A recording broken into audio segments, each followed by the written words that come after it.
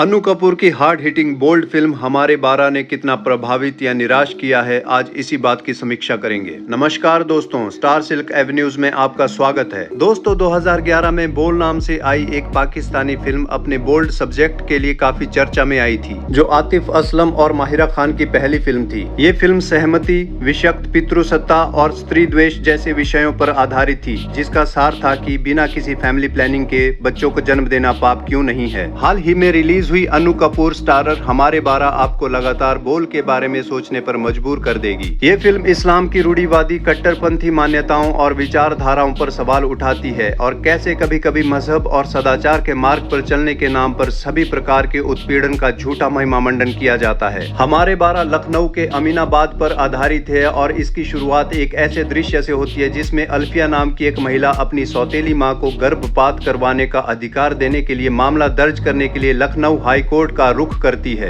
कई वकील उसका केस लेने से इनकार कर देते हैं और एक वकील तो यहाँ तक कहता है कि भांग खा के आई हो क्या। तभी उसकी मुलाकात एक महिला वकील से होती है जिसका परिचय ऐसे वकील के रूप में कराया जाता है जो पैसे के लिए नहीं, हक के लिए लड़ती है और कई बहुविवाह के केस लड़ने के लिए जानी जाती है। अल्फिया के घर में उसके और 10 भाई बहन होते हैं। उसके पिता मंसूर अली खान संजेरी एक रूढ़िवादी और कट्टर मुस्लिम है जो केवल मदरसा की शिक्षा शैली पर विश्वास करते हैं। उनके अनुसार पश्चिमी स्कूली शिक्षा युवाओं को ड्रग्स, शराब और व्याभिचार की ओर ले जाती है। वो उम्मीद करता है कि उसके सभी बच्चे, बेटे और बेटियां इस्लामी शिक्षा से पीछे न हटे और जिसके लिए वो किसी भी हद तक जाने के लिए तैयार है। मंसूर की पहली पत्नी सलमा कई बच्चों को जन्म देने के बाद गुजर जाती है और दूसरी पत्नी रुखसार का भी ऐसा ही हाल होने वाला है, क्योंकि वो मंसूर के 12वें बच्चे से प्रेग्नेंट होती है। ये खबर मंसूर के लिए जितनी खुशी और गर्व लाती है, वहीं रुखसार के जीवन के लिए घातक साबित हो सकती है, क्योंकि लगातार प्रेगनेंसी से उसका यूट्रस कमजोर हो चुका होता है और मंसूर एबॉर्शन के सख्त खिलाफ होता है, क्योंकि मंसूर का मानना है कि बच्चे अल्लाह की देन है और गर्भपात अल्लाह के उपहार और आशीर्वाद को अस्वीकार करने जैसा है। और मंसूर की ये विचारधारा ही अल्फिया को अपनी सौतेली मां के लिए लड़ने को प्रेरित करती है, जो कि मंसूर को कतई अच्छा नहीं लगता। हमारे 12 एक टफ वॉच है जो कई अनकंफर्टेबल मोमेंट से भरी हुई है, जिसमें एक सीन इस प्रकार है कि जब मंसूर को पता चलता है कि उसकी बेटी जरीन को एक म्यूजिक रियलिटी शो के टॉप 30 में सेलेक्ट किया गया है और उसे अपने सपनों को पूरा करने के लिए मुंबई जाना है, तो वो अपनी बेटी जरीन की पिटाई कर देता है।